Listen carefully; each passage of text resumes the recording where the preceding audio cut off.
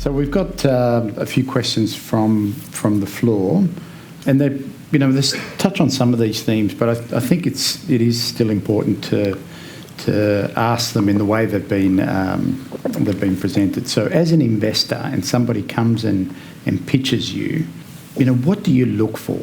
Is there one thing? Is it a lot of things? Is it the business model, the valuation, strategy, market analysis, experience? Is there an order of importance?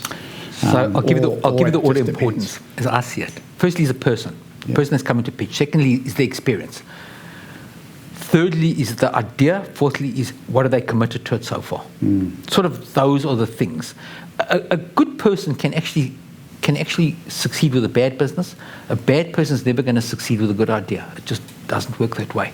So I've got to like the person. I've got to know that they know what they're talking about. So if they bring me a business and I ask 3 or 4 questions and they get lost, game over. It's not, Okay, so just following on from the person, again, so the question here is, what attribute do you look for in the individual or team? You've mentioned some of those. A few more things that you can add about. Well, I do research on people, so yes. I tell you, great stalker of people. I go to LinkedIn. I look at everything about their LinkedIn profile. I look to see who the people we have in common on LinkedIn, and I phone up people. And if I've got someone in common, I phone and say, do you know so-and-so? What have you heard about so-and-so? Is there anything I should know about so-and-so? And I'll tell you how well it works. A guy comes to me, pitches me a business. I love the business. I love the idea. I love everything about it. I like him. I like his personality. And I phone up one of his LinkedIn colleagues, and the guy says to me, do you know he's bankrupt? Oh, really? He didn't tell me that. So, that's off the table immediately. Yep. You learn, and people will, unless they're best mates, of course, then you're going to get caught. And they normally people on LinkedIn aren't your best mates. They're people that swap cards with someone who've met you somewhere in business.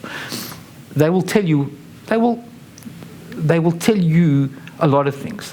One of the things they do, you've got to have a good LinkedIn profile because they look at you and they decide whether you're worthy of giving them information or whether they're giving you information. So otherwise they just, don't call me sort of. But in the main, they will tell you quite a lot. Or they will tell you someone else, they're not friendly with them, and maybe you should try. And I've had people who say, listen, I don't even know why we're LinkedIn. I don't know who the guy is.